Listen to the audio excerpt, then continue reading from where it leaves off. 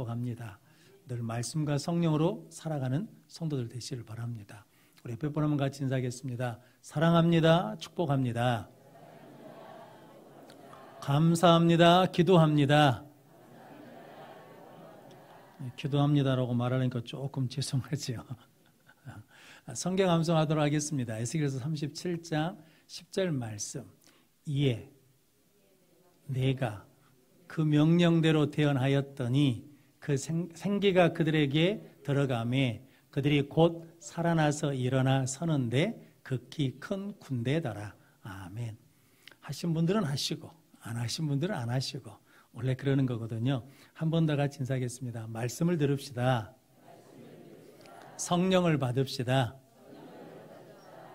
내가 살아야 살릴 수 있습니다. 그래서 여러분, 신앙생활은 이게 남은 막 예수 잘 믿으라고 하면서 나는 안 믿을 수가 없거든요. 그러니까 어둠에 있는 자를 빛으로 끌어내려면 내가 어디에 있어야 돼요? 빛에 있어야 돼요. 죽은 자를 살리려면 내가 어디에 있어야 돼요? 살아있는 자리에 있어야 돼요. 그럼 성도는 항상 우리는 뭘 들어야 되냐면 말씀을 들어야 삽니다. 왜냐하면 말씀에 뭐가 있으니까? 생명이 있으니까. 근데 우리는 그 코에 무엇을 불어넣어 주셨다는 겁니까? 생기를 불어넣어 주셨어요. 그러니까 뭐가 있어야 되냐면 성령님이 계셔야 됩니다. 성령은 우리가 부리는 영이 아닙니다. 하나님이시거든요. 그러니까 성령 하나님이 우리 가운데 임하셔야 됩니다. 그래야 우리가 살아있고 또 살리는 자로 쓰임받을 수 있다는 거죠. 잘 아시는 것처럼 제자들이 성령 받기 전에는 예수님 십자가 앞에서 다 뭐 했습니까? 도망갔던 사람들이잖아요. 그런데 성령을 받고 나니까 이제 누구를 위해서 죽겠다는 겁니까?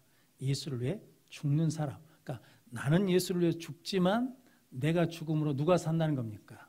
다른 사람들이 살아나는 역사를 일으키는 삶을 살게 되었다라는 거거든요. 그럼 성도 여러분, 교회는 반드시 뭐가 있어야 된다는 겁니까? 말씀과 성령이 있어야 됩니다. 성도 안에 뭐가 있어야 되냐면 말씀과 성령이 있어야 됩니다. 그러니까 교회 다니시면서 성경을 안 읽는다 그러면 큰 지금 뭐냐면 유혹을 받고 있는 겁니다. 이게 다 해봐서 아시잖아요. 성경만 읽으려 그러면 뭐가 옵니까? 잠이 옵니다. 잠이. 그렇게 잠이 와요. 성경만 읽으려 그러면 뭐가 옵니까? 전화가 옵니다. 아무 쌀데기 없는 전화가 오거든요. 그러니까 마귀도 알아요.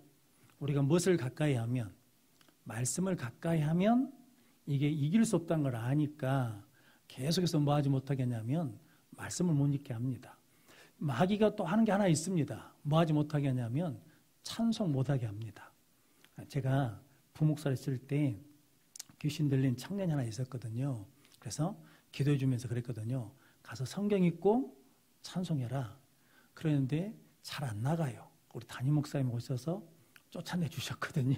그러는데 그때 나가면서 귀신이 그랬어요. 이 년이 독한 년이라고. 왜냐하면 그렇게 눈을 아프게 하고 머리가 깨지도록 아프게 만들었다는 거거든요.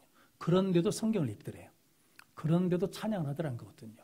그러니까 성도 여러분, 이게 이미 누가 이기고 있다는 겁니까? 성경 읽고 있으니까 이기는 것이고 찬송하는 거니까 이기는 거거든요.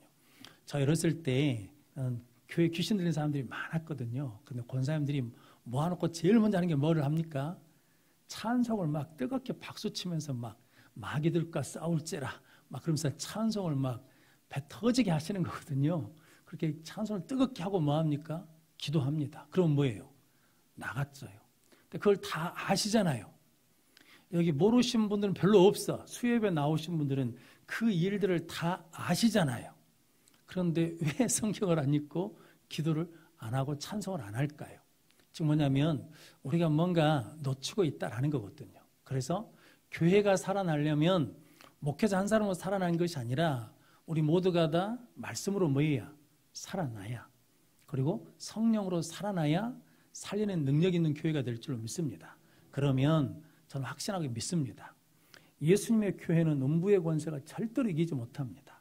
우리 여수서원교회가 말씀과 성령이 살아있으면 예수님 다시 오실 그날까지 끝까지 쓰임받는 교회가 될 줄로 믿습니다. 그래서 기도하셔야 돼요.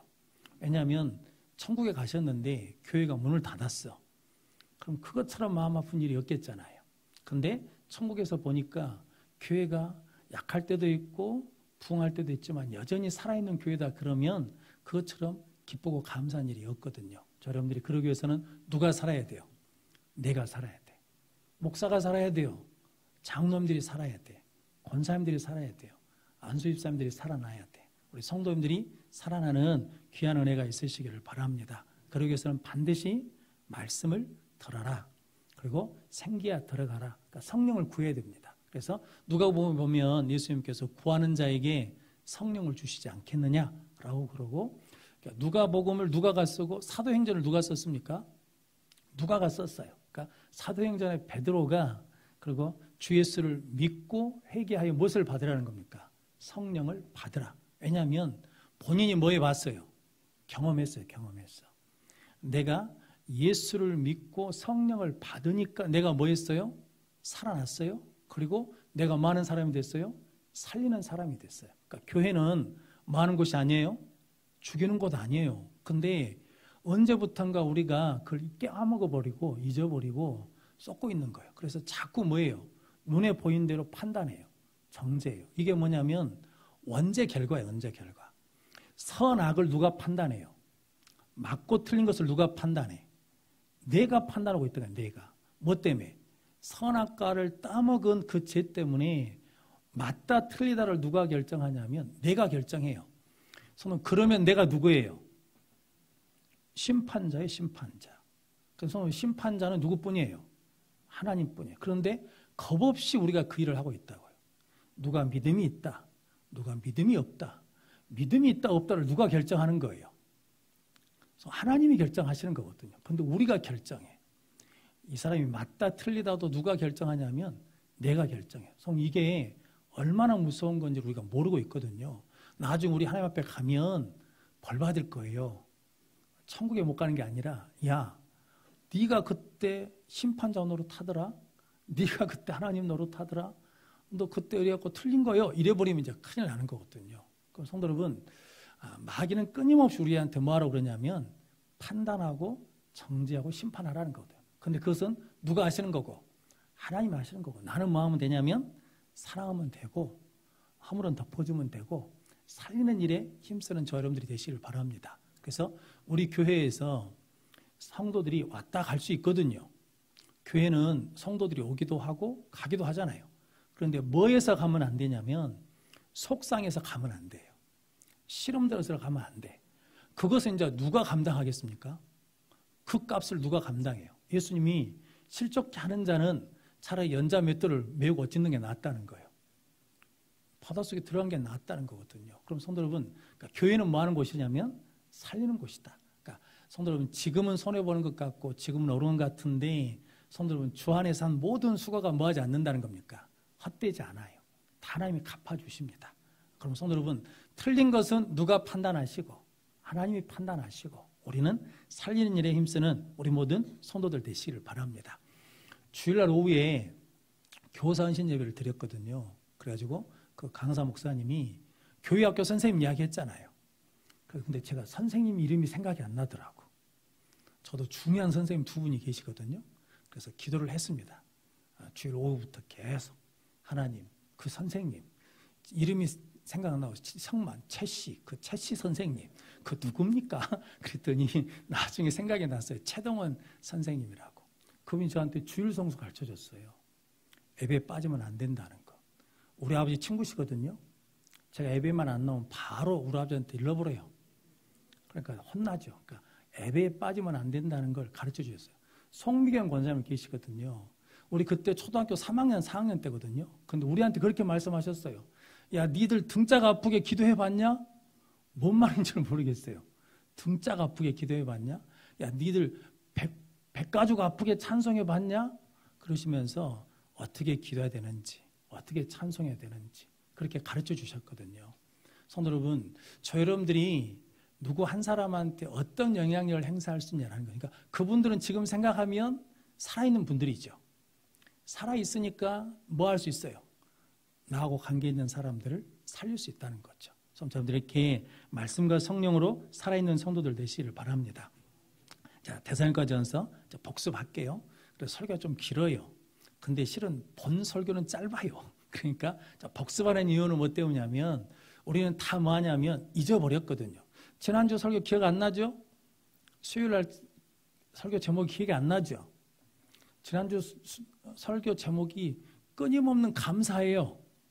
근데 누구는 알아요? 설교한 제가 알까요? 몰라요. 저도 설교하고 나면 성도님 이게 일주일에 계속 설교를 하기 때문에 잊어본단 말이죠. 그런데 복습을 하면 기억이 나요. 그러니까 바울이 데살로니가 교회에서 성도가 해야 될 마땅한 일이 있어요. 뭐 하자는 거예요? 축복해야 된다, 감사해야 된다, 기도해야 된다. 그럼 성도 여러분, 성도는 저주하는 사람이 아니에요. 또 나중에 두고 보자, 잘 되는가 보자, 이게 아니라 그럼에도 불구하고 뭐 한다고? 하나님이 안아주시잖아요. 그러니까 그래도 너는 잘 될 거예요. 그래도 너는 복 받아라 라는 거예요. 왜냐하면 그 사람이 받을 만한 그릇이 안 되면 그 복이 누구한테 와요? 나한테 온다는 걸 믿으세요? 근데 왜 축복을 안 해요? 축복한다. 그러니까 성도는 축복하는 사람, 감사하는 사람, 기도하는 사람, 성령 안에서 기뻐하는 사람이다. 그리고 데살로니가 교회 안에 바울이 놀란 게 하나 있죠. 믿음에 뭐가 있어요? 역사가 있어. 그러니까 믿는다고 하면 뭐 해야 돼요? 순종해야 돼요. 믿는다고 하면 뭐 해야 돼요? 행동해야 돼요. 그러니까 믿는다고 해놓고 안 하면 아무 역사가 안 일어나요. 그러니까 입으로만 믿습니다 해서는 안 돼요. 믿는 대로 뭐 해야 돼요? 살아야 돼요. 그래서 행함이 없는 믿음은 뭐라는 겁니까? 죽은 믿음이에요. 그러니까 행함이 없으면 믿음의 역사가 없으니까 죽은 믿음이에요. 그러니까 우리는 믿는 대로 사는 거예요. 살아내는 거. 사랑에는 뭐가 있다고요? 수고. 교회를 사랑하면 교회에 대해서 뭐 해야 돼요? 헌신하고 희생하셔야 돼. 그게 사랑하는 거예요. 그러니까 남편들이 사랑한다고 말 안 해도 돈을 갖다 주면 이 남자가 나를 뭐 한다고? 사랑한다는 것을 알고 계셔야 돼. 이놈의 영감탱이는 사랑한다는 말도 평생 안 하더라. 그게 아니요. 그러니까 사랑하니까 수고하는 거예요. 자식들을 사랑하니까 줘도 뭐 하잖아요? 아깝지 않아. 그래서 사랑에는 수고가 있고 소망은 뭐가 있다는 거예요? 인내가 있어야 돼. 성도 여러분, 어떤 소망이나 기대가 있으면 그것이 이루어질 때까지 뭐 하고 있어야 돼요? 인내가 있어. 기다릴 줄 알아야 된다라는 거거든요. 근데 그 기다릴 줄 몰라요. 그리고 데살로니가 교회가 믿음의 본이 된 이유가 있다는 거죠. 바울이 보니까 무엇을 잘 들어요? 말씀을 잘 들어요. 저도 설교를 계속 하지 않습니까? 그런데 예배 시간에 보면 사람이 어떤지 알 수 있어요. 우리 교회 나온 지 얼마 안 되신 분들이 있거든요. 그냥 방문한 분 계세요. 그분들은 별 기대 없이 그냥 앉아 있는 거예요. 예배 드리고 가려고. 그러는데 어느 순간에 보면 딱 집중해서 듣는 거, 저분이 말씀을 찾는 거구나 라는 것을 알게 되거든요. 그러니까 말씀을 잘 들으니까 믿음의 본이 돼요. 그리고 우상을 버리고 하나님만 섬겨요. 그리고 뭐가 있다는 겁니까? 정말 신앙이 있어요. 절했을 때 교회 가면 어르신들이 맨날 부르는 찬양이 있어. 나 같은 죄인 살리신. 맨날 죄인이 돼.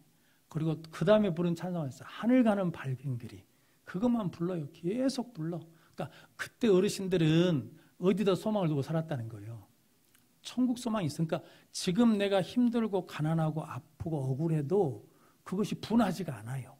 왜냐하면 이 세상은 잠깐이고 나는 어디 간다는 거예요. 천국의 소망이 있으니까 이 땅의 일에 대해서 그렇게 많이 애골복골 하지 않아요. 성도는 그래서 정말 신앙을 가지고 있더라라는 거거든요. 그래서 바울이 빌립보에서 그런 고난을 당해도 데살로니가 복음을 전한 이유가 있어요. 바울이 전도하는 이유, 하나님께 합당한 사람으로 세우겠다는 거죠. 이게 2장 12절 말씀이에요. 그래서 그는 탐욕 부리지 않아요. 그러니까 이렇게 사역하거나 믿음으로 살면서 욕심에 이끌려 사는 것이 아니라 뭐에 산다는 겁니까? 사명에 이끌려 사는 것이고 권위를 부리지 않아요. 성도 여러분, 교회에서 제일 높은 사람이 누구예요? 목사예요? 목사 다음에 누가 높아요? 장로님이에요? 이게 언제부턴가 이렇게 돼버렸어요. 목사, 장로, 권사. 권사가 높아요? 안수집사가 높아요? 그래서 요람에다가 안수집사를 먼저 해야 돼요? 권사를 먼저 해야 돼. 이것 때문에 싸우는 교회 많아요. 이게 뭐가 돼버렸냐면 직분이 뭐가 됐어요? 계급이 됐어. 신분이 됐다고. 근데 직분은 신분과 계급이 아니에요. 기능이에요, 기능. 성도 여러분, 목사가 하는 일이 있죠. 말씀 전하는 거예요. 목사가 제일 높은 사람이 아니에요. 교회 주인은 누구시냐면 하나님이시거든요. 우리 장로님들한테 제가 안식을 2달 갈 때 내가 말씀드린 게 있거든요. 제가 뭐 쉬고 싶어서 가는 게 아니에요. 쉬려고 그러면 그냥 한 주 쉬면 되죠. 뭐 얼마나 쉬겠습니까? 그런데 쉬고 싶어서 가는 게 아니라 하나님 우리 교회의 주인이시다.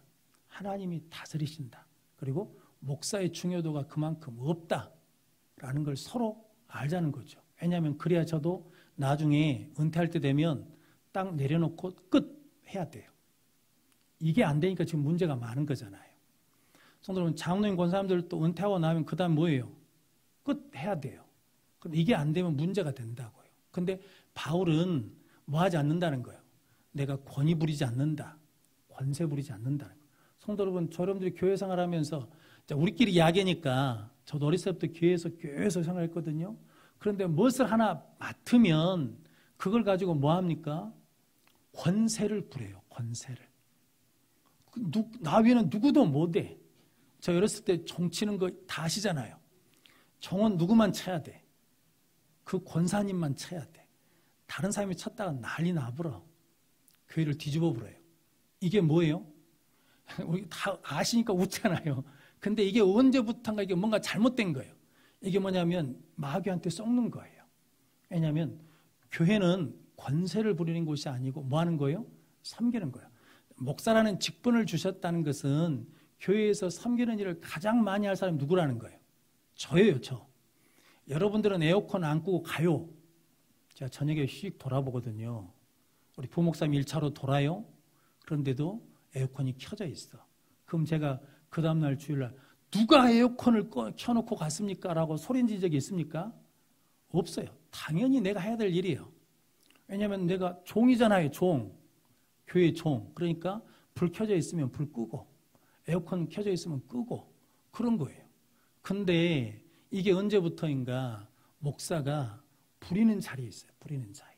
권세 부리는 자리. 마치 뭐가 돼버렸어요? 하나님이 됐어요. 하나님이.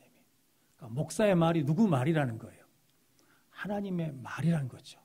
이게 좋은 의미가 있어요. 그런데 부정적인 의미도 많아요. 그런데 바울은 그렇게 권세를 부리지 않았다라는 거거든요. 이렇게 말씀드리는 것은 우리 안에 있는 이런 문제들이 많아요. 많아. 그런데 이걸 그냥 모른 척하고 쑥 넘어가잖아요. 그럼 이게 골마서 터져요. 그럼 나중에 더 이상 손쓸 수가 없어. 그러니까 지금 데살로니가 전서를 보는 저와 여러분들이 이것을 뭐 해야 돼요? 끊어야 돼. 이 죄의 사슬을 끊어야 돼요. 그래야 교회가 온전한 기능을 하고 살아있는 기관이 되고 능력 있는 기관이 되고 생명을 구원하는 기관이 된다는 거죠. 그래서 지금 이런 말씀을 드리는 거예요. 저도 제가 권세 부리면 얼마나 재밌겠습니까? 권사님 이거 해. 그러면 착 하고 장로님 이거 하세요. 그러면 딱 하고 얼마나 재밌겠어요. 근데 그게 좋은 게 아니라는 것. 그것은 서로 죽는 것이다. 그래서 바울이 그런 권위가 있음에도 불구하고 권위를 부리지 않는다라는 것이고 어머니 기능도 있고 아버지 기능도 있다니까. 어머니는 불쌍히 여기는 거예요. 아버지는 뭐예요? 기준을 가르쳐 주는 거예요. 손으로 그렇게 하는 이유가 뭐냐면 하나님 앞에 합당하게 행하기 위해서 그렇게 했다라는 것이고 그래서 바울은 이런 사역들이 열매를 맺을 수 있도록 끊임없이 뭐 했다는 거예요? 감사했어요. 그랬더니 데살로니가 교인들이 말씀을 받을 때 사람의 말로 받지 않고 누구 말로 받았다는 겁니까? 하나님의 말씀으로 받았어요. 그리고 데살로니가 교인들이 하나님의 말씀을 받아서 고난 가운데서 뭘 지켜요? 믿음을 지켜요. 성도 여러분. 그래서 데살로니가 교회가 바울의 뭐가 돼요? 기쁨이고 자랑의 면류관이고 영광이 됐다는 거거든요. 좀 제가 어디 가가지고 이력서, 양력을 내놓으라 그러거든요. 양력을. 제가 가방끈이 길지 않거든요. 그러니까 양력을 내놓으라고 그래. 근데 제가 양력이 별로 없어요. 그러니까 뭐만 말하냐면 저는 여수서원교회 담임 목사입니다. 주례하러 가면 주례 양력을 가르쳐 달라고 그러거든요. 그럼 내가 딱 한마디 말하거든요. 여수서원교회 담임 목사라고만 말하라고. 전 그거 위에 자랑할 것이 없어요. 그러니까 내 인생의 내 목회의 자랑은 누구예요? 여러분이에요. 속을 썩이든 안 썩이든 뭐 상관없어요. 여러분이 내 기쁨이고 내 자랑이고 면류관이라는 거거든요. 우리 장로님도 마찬가지예요. 우리 권사님들도 어디 교회 갔더니 막 조업되다 이러면 이제 속상해. 그 교회는 그 교회고 장로님들도 우리 교회 교인들이 최고예요. 최고. 권사님들도 뭐 다른 교회 갔더니 뭣도 하고 막 조업되다. 그거라 그래요. 근데 그거 필요 없고 그냥 우리 교회가 제일 좋은 교회예요. 이런 마음을 갖는 저 여러분들이 되시기를 바랍니다. 그래서 그럴 때 우리가 뭐가 되냐면 능력 있는 하나님의 교회가 될 수 있다라는 거거든요. 이제 오늘 본문 말씀 이제 3장 이제 2절 말씀 같이 읽어보겠습니다. 우리 형제 곧 그리스도의 복음을 전하는 하나님의 일꾼인 디모데를 보내노니 이는 너희를 굳건하게 하고 너희 믿음에 대하여 위로함으로 아멘. 자, 디모데를 보냈어요. 바울이 가고 싶은데 사단이 막 막잖아요. 못 가게. 그러니까 디모데를 보냈다는 거죠. 근데 디모데에 대해서 소개를 해요. 무슨 일꾼이라는 겁니까? 하나님의 일꾼인 디모데를 보내노니. 하나 물어보겠습니다. 하나님의 일꾼은 목사인가요? 우리 강성대 목사님하고 변영호 목사 둘만 하나님의 일꾼입니까? 아니란 건 아시죠? 아시죠? 여기서는 안다고 그래. 그래 놓고는 가가지고는 무슨 일은 누가 해야 돼? 담임 목사님 해야지. 부목사님 해야지. 근데 이제 중요한 건 여기입니다. 우리 모두가 다 뭐예요? 하나님의 일꾼이에요. 근데 일꾼이 하는 일이 있어요. 그게 뭐냐면 일꾼이란 말이 언어적으로 히포로테스라는 말인데 이게 옛날 영화에 보면 배 밑에서 노젓는 사람들 있잖아요. 그 사람들을 히포로테스라고 그래요. 그러니까 그 사람들은 밖이 보여요, 안 보여요? 안 보여요. 어떻게 노를 젓습니까? 앞에서 구령하는 사람이 위에서 명령이 내려오잖아요. 그래서 이게 빨리 져라 그러면 북을 빨리 치잖아요. 그럼 북에 맞춰서 지금 노를 젓는 거예요. 그러니까 하나님의 일꾼, 그리스도의 일꾼, 교회의 일꾼이라는 것은 누구에 맞추는 거예요? 하나님께 맞추는 거예요. 하나님께 맞출 때 뭐가 되냐면 하나님의 일꾼이 되고 예수님께 맞출 때 그리스도의 일꾼이 되는 거예요. 그래서 결혼하는 총각 처녀가 결혼을 해요. 근데 결혼한 이유는 왜 결혼합니까? 득보려고 결혼하는 건 아니죠. 사랑해서 결혼하는 거잖아요. 근데 사랑해서 결혼한다는 것은 어떤 전제예요? 그 사람이 나한테 맞추는 거예요? 내가 그 사람한테 맞추는 거예요? 네가 나한테 맞춰야지. 그거 아니면 내가 너한테 맞추는 거예요. 어떤 분이 가정사에 가신 분이 언제 결혼하냐? 아주 중요한 말씀을 하시더라고요. 내가 남자든 여자든 내가 신랑, 신부에게 맞출 마음이 있을 때 그때 결혼하는 거라고 하더라고요. 이게 굉장히 중요한 말이잖아요. 우리는 서로 누구한테 맞추라는 거예요? 나한테 맞추라는 거죠. 왜 양발은 뒤집어 놓냐? 똑바로 해놔라. 누구한테 맞추라는 거예요? 나한테 맞추라는 거지. 양발을 뒤집어서 남편이 벗어놓으면 내가 양발을 뭐해서? 옳게 뒤집어서 세탁기에 넣겠다고 내가 맞추겠다고 하는 거죠. 늘 치약 얘기하잖아요. 치약을 중간에서 짜. 왜 너는 중간에서 짜냐? 밑에서 올려서 짜야지. 그러면 안 맞추는 거죠. 근데 너는 중간에서 짜. 내가 너 중간에서 짜도록 맞춰줄게. 그러면 결혼 생활에 문제가 있겠어요? 없겠어요? 없죠. 그러니까 신앙생활도 똑같아요. 하나님의 일꾼이라 그러면 누구한테 맞춰야 돼? 하나님한테 맞추는 거예요. 하나님이 나한테 맞추는 게 아니라 하나님께 내가 맞추는 건데 언제부턴가 기독교 신앙이 하나님이 나한테 맞춰야 돼요. 이게 뭐냐면 무속신앙이에요. 신을 달래가지고 신이 누구한테 맞춰줘요? 나한테 맞춰줘. 내가 하고 싶은 걸 이루어줘. 그게 무속신앙이에요. 그게 기복신앙이에요. 근데 기독교 원신앙은 그러지 않아요. 내가 누구한테 맞추는 거예요? 하나님한테 맞추는 거죠. 왜냐하면 하나님은 전능자이시고 나는 피조물이시고 하나님은 처음과 끝을 아시는 분이시고 나는 5분 뒤도 모르는 사람이잖아요. 지난번에 오셨던 그 차정배 목사님이 교통사고가 났거든요. 그런데 새 가족을 신방하고 내일 일은 난 모릅니다. 그러니까 너무 조급해하지 마십시오라고 그랬대요. 근데 자기가 1시간 후에 교통사고가 났어요. 정비소 사장님이 1m만 더 왔으면 죽었대요. 그래서 내가 그랬거든요. 무슨 1m씩이나. 바퀴가 반 바퀴만 돌아가도 죽었지. 왜냐하면 차가 날라와가지고 앞으로 떨어졌어요. 코 앞으로. 이렇게 떨어졌어. 차가. 차가 떨어졌다니까요. 그런데 1m는 무슨 1m요? 차가 반 바퀴만 더 나가면 머리 위로 떨어지는 거잖아요. 몰라요, 몰라. 그런데 하나님은 처음과 끝을 아시는 분이시잖아요. 그런데 그 하나님 보고 우리한테 맞춰라 그러면 안 되잖아요. 우리가 누구한테 맞추는 거예요? 하나님한테 맞추는 거예요. 이게 신앙생활이에요. 이게 하나님의 일꾼이에요. 하나님의 일꾼이 하는 게 있어요. 일꾼이란 개념이 그거예요. 둥둥둥둥 치면 거기에 맞춰서 노를 젓는 사람이니까 신약성경에 나오는 모든 일꾼이란 말, 바울이 쓰는 일꾼이란 말이 전부 다 그 말이에요. 사도행전에 나오는 말도 그러고 서신서에 나오는 말도 그러고 일꾼은 전부 다 무엇을 쓰냐면 휘포르테스, 노젓는 사람. 노젓는 사람은 북소리에 맞춰야 되잖아요. 천천히 치면 천천히 젓고 빨리 치면 빨리 치고 거기에 맞추는 사람이란 거죠. 근데 일꾼이 하는 것이 있어요. 그게 뭐냐면 2절 말씀 보면 우리 형제 곧 그리스도의 복음을 전하는 하나님의 일꾼인 디모데를 보내노니, 하나님의 일꾼은 뭘 전하는 거예요?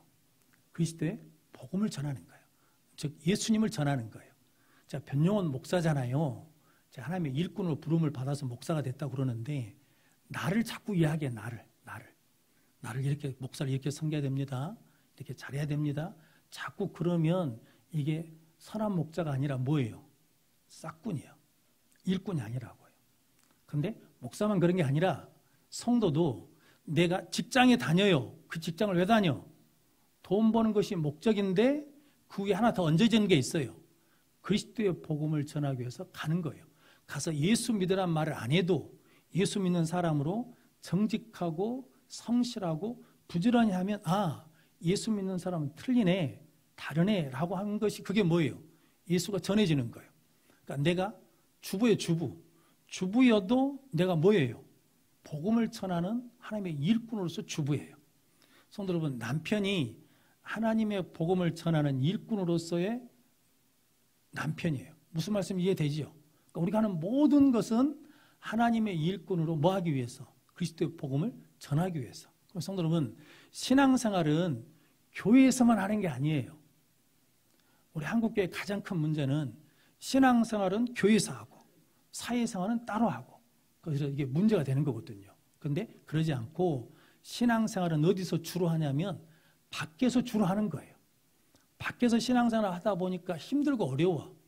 아프기도 하고 속상하기도 하고 지치기도 해. 그러면 교회 와서 다시 뭐 하는 거예요?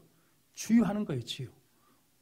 예배 가운데 성령이 은혜 주시고 그 힘을 얻어서 다시 나가서 그리스도의 복음을 전하는 하나님의 일꾼으로 살아내는 것이 누구라는 겁니까? 우리. 옆에 분 한번 같이 인사하겠습니다. 우리는 하나님의 일꾼입니다.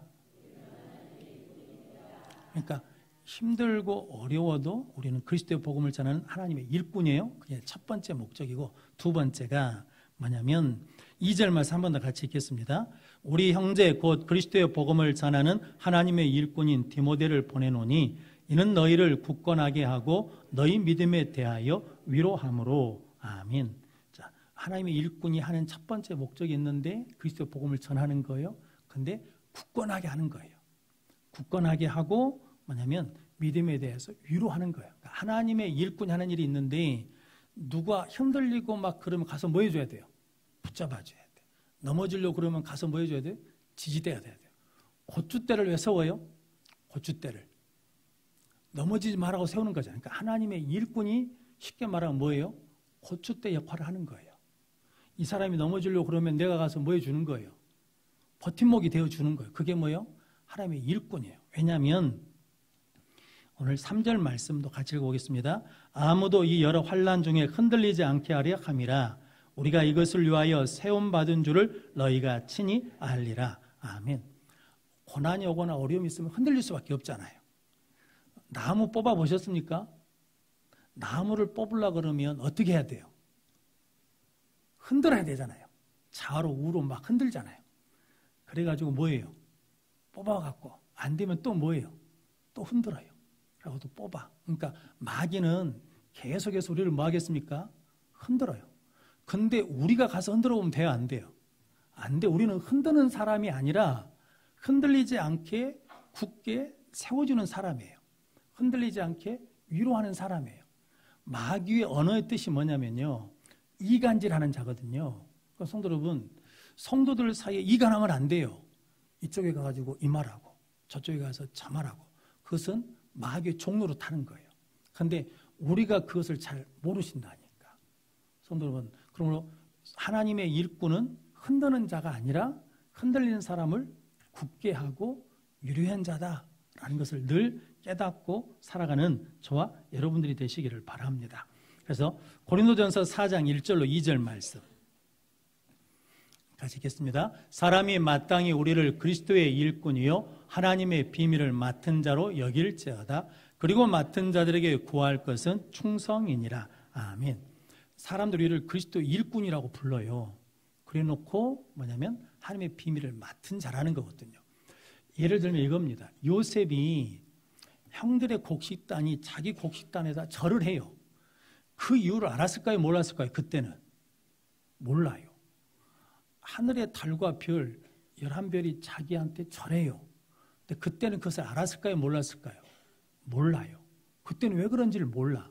그러는데 어느 날 구덩이에 빠지고 바로한테 팔려가고 막 이래 보디발에 팔려갔는데 그때 요셉이 어떻게 해요? 일꾼으로 뭐합니까? 충성해요. 바로한테 가서 뭐합니까? 충성해요. 그러면서 7년 흉년을 만나고 7년 풍년 만나고 7년 흉년을 만나죠. 근데 그때 아는 거예요. 창세기 45장 5절 말씀 같이 읽겠습니다. 당신들이 나를 이곳에 팔았다고 해서 근심하지 마소서, 한탄하지 마소서.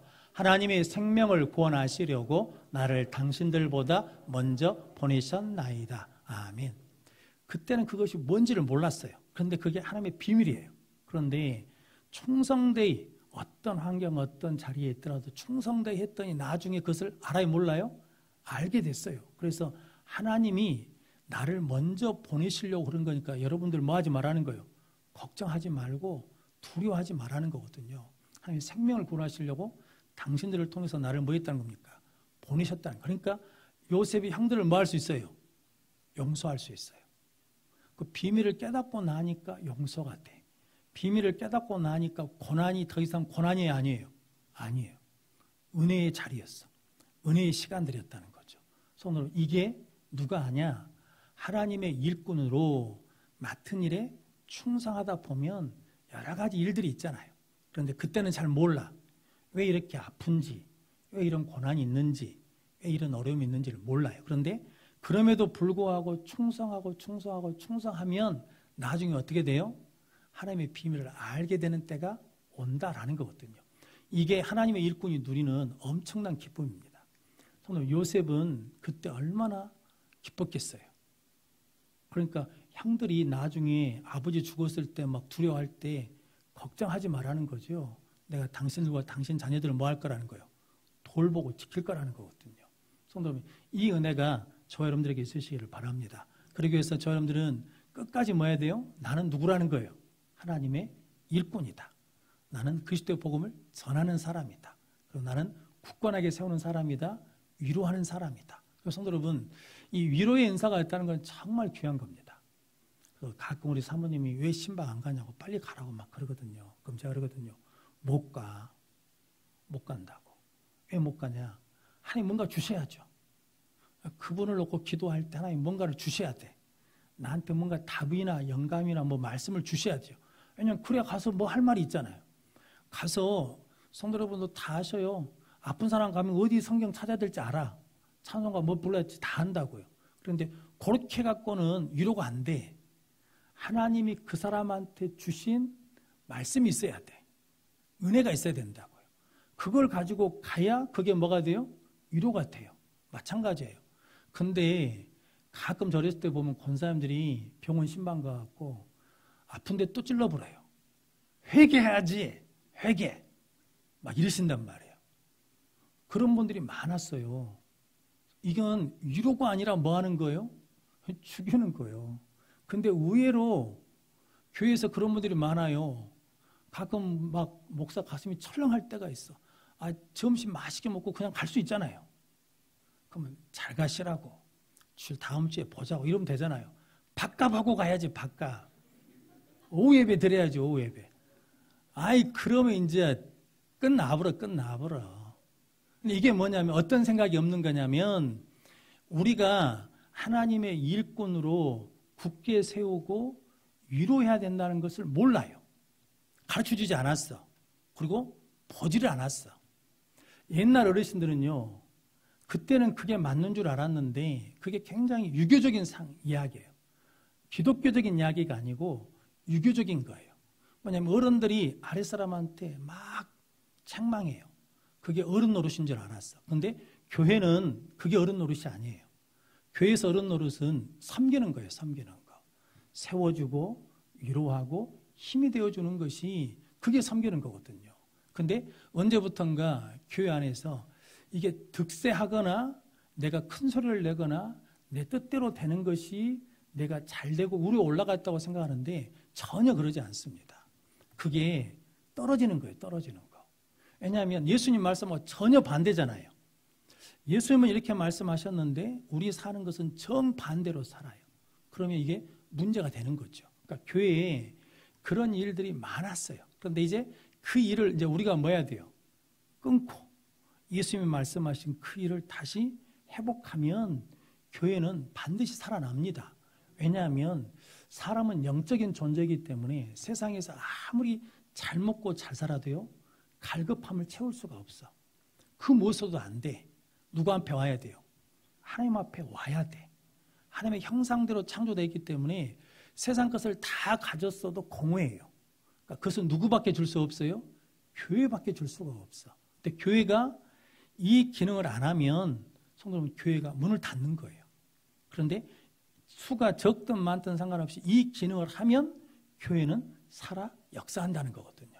여러분들이 우리는 하나님의 일꾼이니까 이제 뭐 하냐면 굳게 세우고 위로하고 흔들리지 않도록 붙잡아주는 하나님의 일꾼의 역할을 감당하는 저와 여러분들이 되시기를 바랍니다. 그래서 여러분들이 늘 위로하는 믿음의 성도들 되시기를 바랍니다. 그래서 하나님도 엘리야 선지자 그리시네가에 위로해 주시잖아요. 먹여주시잖아요. 뭘 통해서? 까마귀를 통해서. 성도 여러분, 이게 엘리야 선지자한테 좀 뭔가 섬김받게 하려고 그러면 누구 집에 보내야 되겠습니까? 부잣집에 보내야 되잖아요. 근데 누구한테 보내요? 사르밧 가부한테 보내. 그것도 얼마나 처절하게 가난하냐면 남아있는 떡 먹고 뭐 하겠다는 거야. 아들하고 둘이 죽겠다는 거거든요. 그런 집에 가가지고 뭘 달래? 그 떡을 좀 달래. 환장하겠죠. 그런데 그렇게 했더니, 그렇게 섬겼더니, 그렇게 위로했더니 가뭄이 끝날 때까지 그 집에 가루통에 가루가 떨어져요? 안 떨어져요? 안 떨어져. 그래서 이것이 하나님의 방법이에요. 내 건 아껴놓으면 될 것 같은데 안 그래요.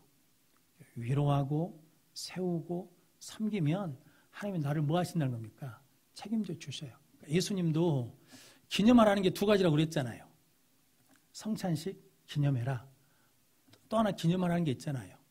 마리아가 향유옥합을 깨트린 것을 기억하라는 거거든요. 그 이유가 뭐 때문이냐면 마태복음 26장 10절로 13절 말씀.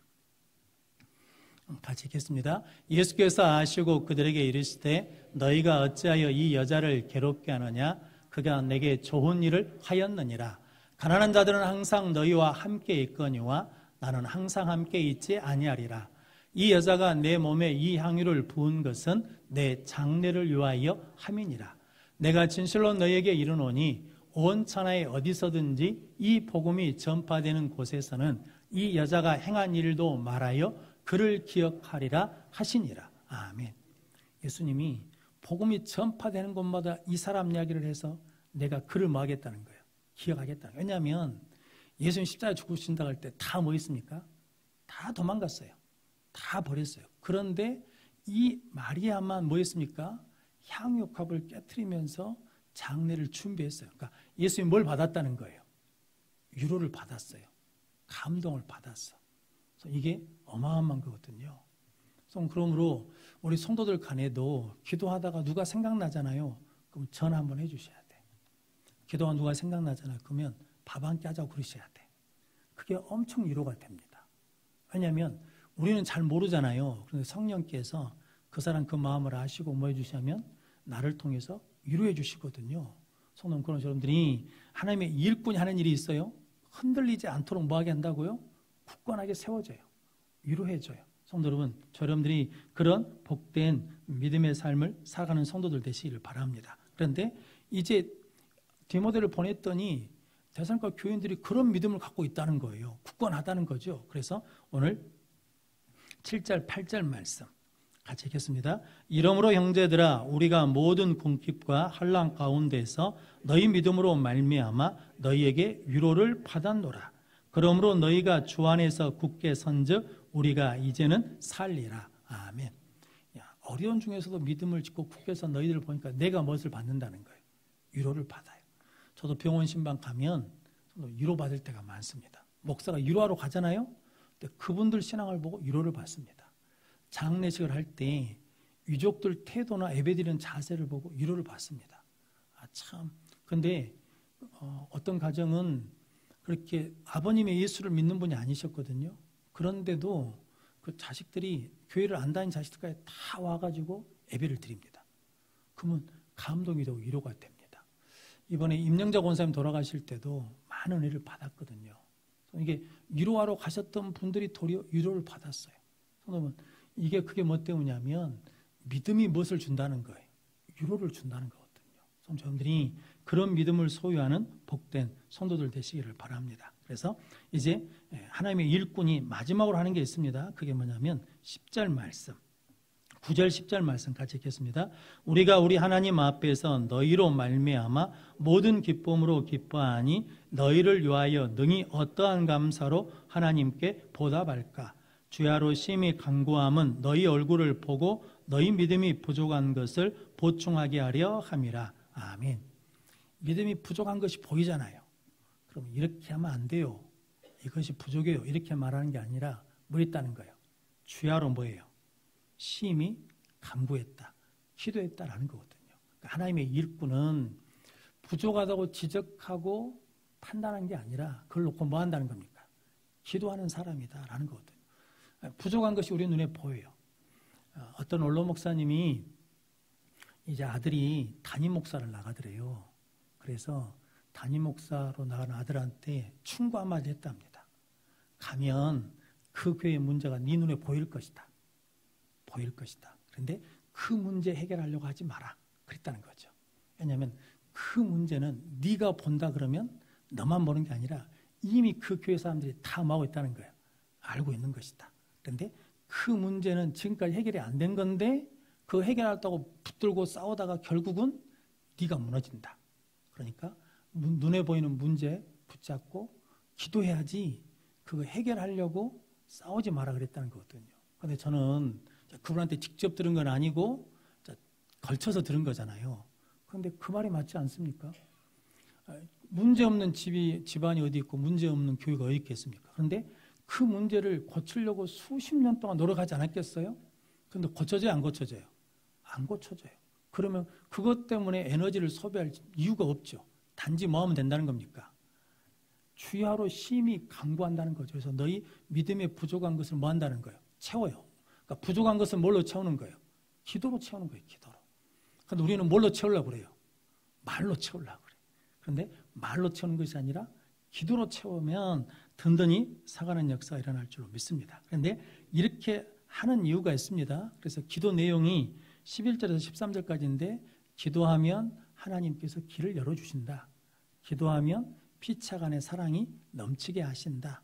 기도하면 하나님 앞에 거룩하고 흠이 없도록 서게 해주신다라는 거거든요. 저는 이 일을 위해서 바울이 하나님의 일꾼은 이런 사람이다라는 거거든요.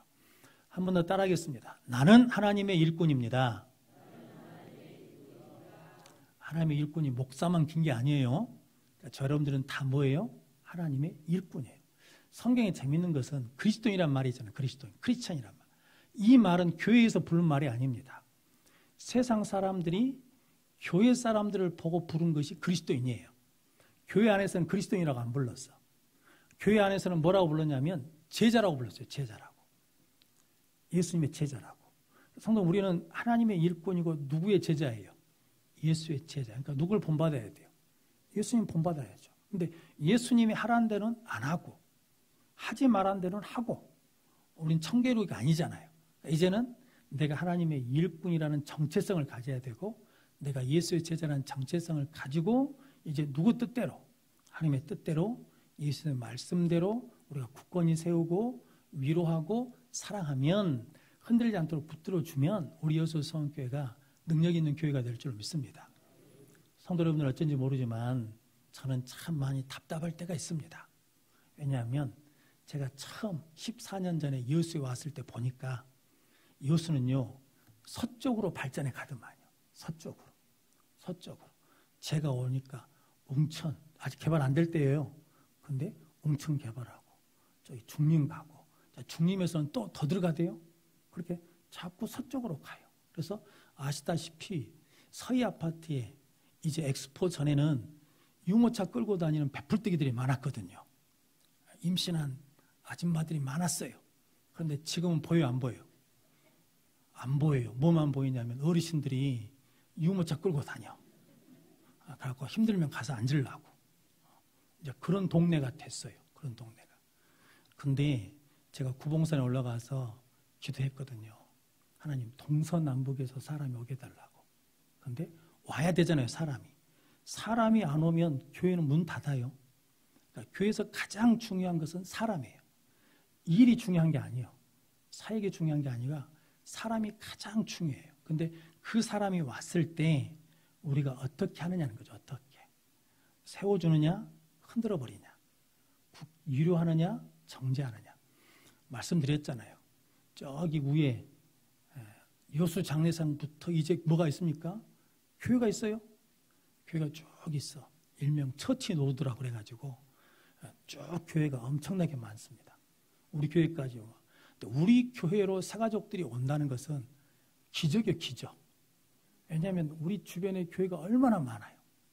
그런데 우리 교회에 하나님이 보내주셨어. 누굴 믿고? 우리를 믿고 보낸 거, 우리를 믿고. 내가 여수성교회 보내면 니들이 굳게 세워질 줄로 믿는다. 유료해 줄 줄로 믿는다. 흔들리지 않도록 붙잡아 줄 줄로 믿는다. 그랬는데 흔들어 버려. 막 흔들어 버려. 그랬는데 상처를 줘버려. 그랬는데 약하게 만들어 버려. 좀 그런다 그러면 이제 우리는 방법이 없잖아요. 뭘 해야 되겠습니까?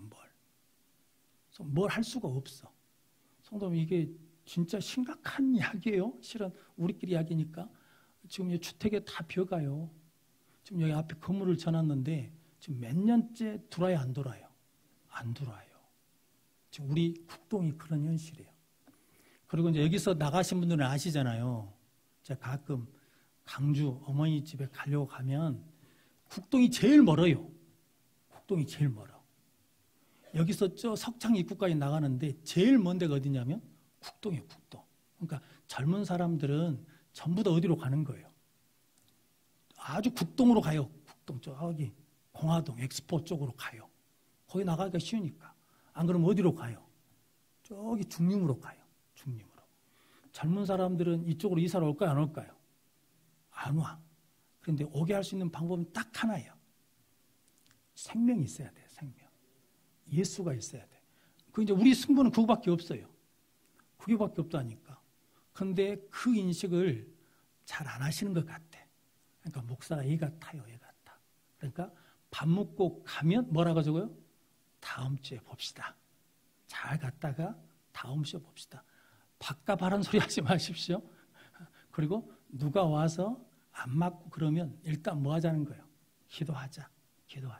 그리고 흔들린 사람이 있으면 뭐 해주자? 붙잡아 주자.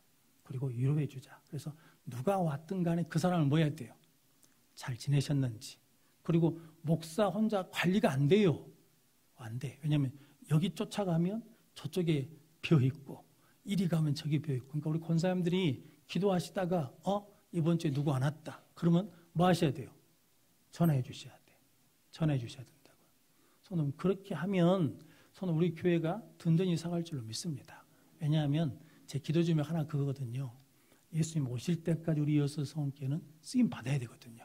그 일을 위해서 여러분들이 하나님의 일꾼인 것을 깨닫고 살아가는 우리 모든 성도들 되시기를 축복합니다. 우리 한금순 권사님은 기도해 주셔가지고 항암 치료 받아서 조금씩 차도가 있다고 그러십니다. 그래서 지금 걸으시고 그러시는데 무릎 수술을 하셔가지고 그 힘들고 허리도 많이 좋아지셨다 그러거든요. 그래서 지금 다음 주까지 항암치료 받는 기간이 굉장히 중요합니다. 박수덕 집사님은 이제 수술 마치시고 아산병원에서 3일 만에 나가라겠답니다. 그래서 그 옆에 있는 길동 본병원에서 치료 중에 계시는데 통증이 많이 좀 사라지셨대요. 위해서 기도해 주시고, 그리고 이번 주에 목요일날, 금요일날, 목요일날 가셔서 금요일날 박형자 집사님이 성가력병원에서 수술을 합니다. 위해서 기도해 주시고, 우리 조백수 장로님이 30일날 세브란스병원 수술하시는데 평안 중에 수술이 잘 되게 주시라고.